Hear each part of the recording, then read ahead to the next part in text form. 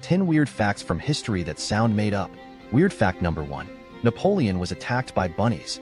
In one of the strangest battles of all time, the great military strategist Napoleon Bonaparte faced his most unexpected and fluffy foe, bunnies. Yes, you heard that right. These were not just any bunnies, but a horde of rabbits that decided it was time to revolt against their French overlord.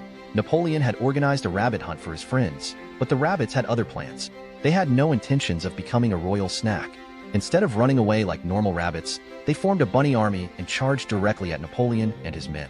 The attack was so intense that the emperor himself had to flee in his carriage, chased by a sea of angry, hopping furballs. You can just imagine the military reports, "Dear sir, we regret to inform you that the emperor was routed by a battalion of bunnies. The rabbits were too domesticated and thought they were being fed, not hunted," which explains their sudden show of courage. Either that, or they were Napoleon's true nemesis all along. After this incident, the French army probably had nightmares of cute, fuzzy animals taking over Europe. Napoleon may have conquered nations, but the rabbits clearly had the last laugh, or hop. It's safe to say that after this, bunnies never made it onto Napoleon's list of trusted allies. Weird fact number 2. Emperor Elagabalus tried to drown guests in rose petals.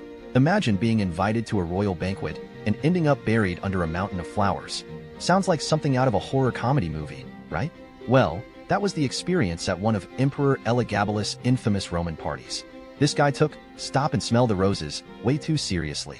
Instead of offering his guests wine and cheese, Elagabalus thought, why not suffocate them with an avalanche of rose petals? And so, during a particularly wild feast, he had a ceiling compartment filled with rose petals dumped onto the guests below.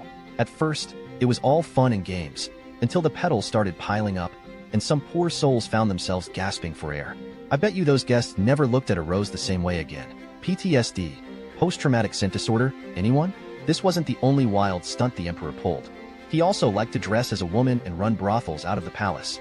The man redefined multitasking. Elagabalus ruled for just 4 years, which is probably a record considering the crazy parties he threw. His reign ended as chaotically as his banquets. Spoiler alert, it didn't involve rose petals. The good news is, after his death, guests at Roman parties could finally breathe easy, literally. If you ever think your house parties are out of control, just remember, at least you're not drowning people in flowers. Weird fact number 3. Pope Gregory IX declared war on cats.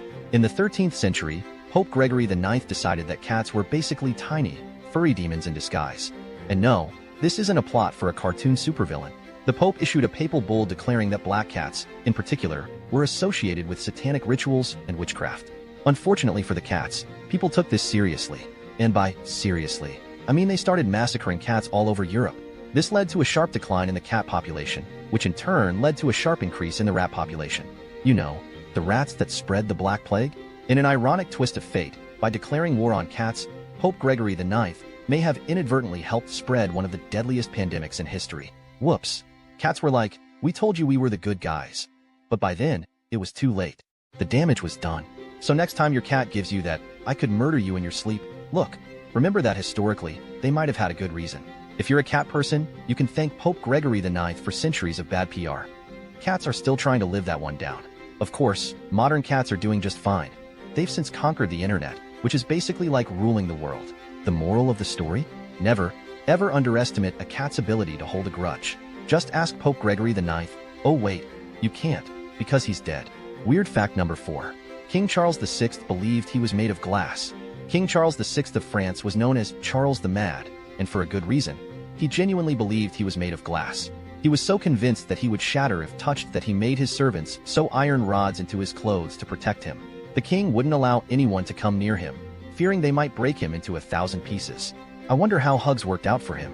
Despite the iron rods, Charles still refused to move too much, preferring to stay as still as possible. Imagine trying to govern a country while thinking you're one wrong move away from a Humpty Dumpty situation. His court was forced to tiptoe around him, literally, so as not to cause the king any distress. Walking on eggshells took on a whole new meaning. Mental illness was not understood back then, so instead of therapy, the king got a lot of awkward silence and side-eyeing. Charles was also known for having bouts of running wildly through his palace and not recognizing his own family members. Just your average day as a glass king, I guess. His delusion persisted for years, and no amount of reasoning could convince him otherwise. It was like being in the world's worst episode of House of Mirrors. The king's condition worsened over time, leading to a chaotic and unstable rule. You could say his reign was as fragile as well glass. Charles VI's story is a reminder that ruling a kingdom is hard enough. Believing you're made of glass makes it infinitely harder. Weird fact number 5. Peter the Great's obsession with dwarfs and giants. Peter the Great of Russia was a man of many interests, but his most bizarre fascination was with dwarfs and giants. The Tsar loved to collect dwarfs and would throw elaborate parties where they were forced to entertain guests. It was like a very weird, very awkward talent show. Not satisfied with just dwarfs, Peter decided he needed giants too. He would gather the tallest men he could find and parade them around like trophies. To Peter, the bigger, or smaller, the person, the better. This was like the original freak show, but with royal sponsorship. At one of his infamous parties, he married off a dwarf couple and even arranged a mock funeral for a dwarf. A bizarre spectacle that left guests both bewildered and entertained. Peter wasn't just a fan of dwarf performances, he also liked to keep them as his personal jesters. Who needs Netflix when you have your own troupe of tiny comedians? The Tsar had a life-size dollhouse built for his dwarfs, complete with miniature furniture. It was basically the world's most expensive toy set. Despite his eccentricities, Peter was an effective ruler. Maybe he believed in balancing his empire with both big and small victories, literally. The dwarfs and giants were part of Peter's larger obsession with altering and controlling the human body. He was also into dentistry, performing tooth extractions as a party trick. Imagine getting dental work at a royal ball. In the end, Peter's love of the unusual was just another facet of his larger-than-life personality. His reign was nothing short of epic, just like the guests at his parties. Weird fact number 6. Cleopatra used a vibrator made of bees. The legendary Egyptian Queen Cleopatra wasn't just known for her political acumen and beauty. She was also a pioneer in, let's say, self-care. Cleopatra reportedly used a vibrator, but this wasn't just any ordinary device. Hers was made from a gourd filled with buzzing bees. You know, for that extra tingle. The bees inside would create vibrations, giving Cleopatra what could be called the ancient world's most buzzing experience. Talk about being innovative. Forget battery-operated toys. Cleopatra had an all-natural, eco-friendly alternative. Just be careful of the sting. This was an era long before Amazon could deliver anything discreetly, so Cleopatra had to get creative. You could say she was the original DIY queen. The buzzing of the bees must have been quite the sound. Imagine explaining that one to your handmaidens. Oh, don't mind the noise, it's just my gourd. While this might sound like a weird urban legend, the ancient Egyptians were known for their medical and sexual innovations. Cleopatra just took it to the next level. The bees were probably thinking, we signed up to make honey, not this. But hey, at least they were serving royalty. Cleopatra was one of the most powerful women in history, and she knew how to keep herself entertained. You have to admire her resourcefulness. Next time you're feeling nostalgic, just remember, Cleopatra had the original buzz long before it became a trend. Weird fact number 7. Nero's Golden Palace and the 100-foot statue of himself. Roman Emperor Nero was not known for his humility, and nothing says modest ruler like building a massive golden palace just because your city burned down. After the Great Fire of Rome, Nero decided to rebuild. Not the city, but a lavish, sprawling palace for himself, complete with a 100-foot statue of himself, of course.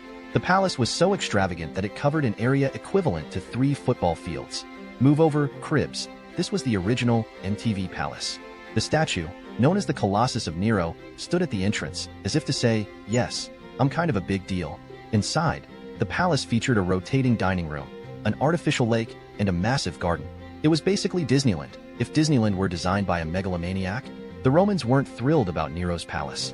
Many believed it was funded by looting the city, but hey, Nero was just recycling. The Golden Palace was so over the top that later emperors tore it down, embarrassed by Nero's display of excess. The statue, however, was repurposed, replacing Nero's head with that of a sun god. Nero's reign ended in chaos, and the palace was never completed. Today, it's buried under Rome, because sometimes history has a way of burying its most obnoxious monuments. The Colosseum was later built on the site of Nero's lake, proving that Romans had a much better sense of public space design. Nero's palace and statue stand as a testament to what happens when you give a narcissist unlimited power and a really big budget. Weird fact number 8. The time Britain went to war over a severed ear. In 1739, Britain and Spain went to war over an ear. Yes, you read that correctly. A single, human ear was the cause of an entire conflict. This all started when a Spanish Coast Guard cut off the ear of a British smuggler named Robert Jenkins. Instead of letting it go, Jenkins brought his severed ear to the British Parliament as evidence. Here's the ear of the problem, Jenkins probably said, holding up the ear like it was Exhibit A in the weirdest courtroom drama ever. The incident became known as the War of Jenkins' Ear, a conflict that would last for years. Talk about a grudge match. Britain was already looking for an excuse to go to war with Spain. So when Jenkins waved his ear around, Parliament was like, perfect, let's go to war. The war didn't exactly go well for either side, and in the end, it didn't even resolve the issues that started it. But hey, at least Jenkins got his 15 minutes of fame. The ear itself became a symbol of British defiance, and Jenkins was hailed as a patriotic hero, though I bet he'd rather have just kept his ear. The war was part of a larger conflict known as the War of Austrian Succession, proving that European leaders at the time were just looking for any excuse to fight. Despite its bizarre origins, the War of Jenkins' Ear is a reminder that sometimes the smallest things can lead to the biggest conflicts. Literally. Next time you're tempted to hold a grudge, just remember, it could lead to an international war over a body part. Weird fact number 9. The medieval trial by combat with animals. In medieval Europe, if you had a legal dispute, you could settle it with a trial by combat. But why stop at people fighting people when you could have animals fight instead? That's right. Medieval trials sometimes involved animals as stand-ins for the accused. If you were accused of theft, for example, they might put you in a ring with a wild boar. Fun times. The idea was that God would protect the innocent by making sure they won the fight. Spoiler alert. This didn't always work out well for the accused. In one famous case, a rooster was put on trial for laying an egg. The townspeople believed the egg was laid by a demon, because obviously, normal roosters don't lay eggs. The rooster was found guilty and was burned at the stake, because in medieval times, logic and compassion weren't exactly trending. Sometimes, even inanimate objects were put on trial. If a house collapsed and killed someone, the house could be accused of murder. The punishment? Demolition. Naturally. There were also cases where pigs were put on trial for attacking children. These trials were serious business, with judges, lawyers, and even witnesses. Just imagine being called as a witness in a pig trial. Trials by combat involving animals were seen as a way to let divine justice take its course. If you won, you were innocent. If you lost, well, better luck next life. The practice eventually faded away, probably because people realized that fighting animals wasn't the best way to determine guilt. Today, we have a much more civilized legal system, but part of me wonders if a rooster on trial would make for great reality TV. Medieval justice was bizarre and brutal, but it sure made for some wild stories. Just be glad you weren't there to experience it firsthand. Weird fact number 10. The dancing plague of 1518. In July 1518, the people of Strasbourg were hit by a strange and deadly phenomenon. They couldn't stop dancing. It wasn't a fun, let's party kind of dancing. It was more of a we might die from this kind of dancing. It all started when a woman named Frau Trophia began dancing uncontrollably in the street.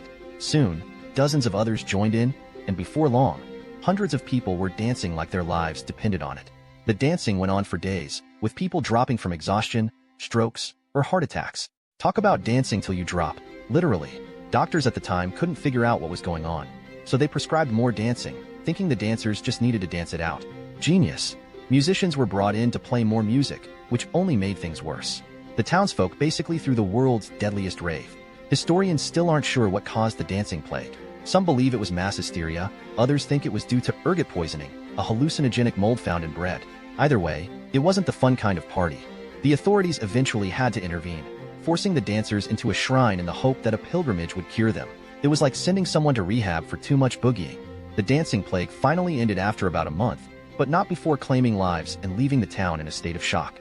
The incident remains one of the strangest events in medical history, and it's a good reminder to always check your bread for weird mold before you eat it. So next time you hit the dance floor, just be thankful you can stop whenever you want, unlike the unfortunate souls of 1518. And that's it from this video. See you in the next one.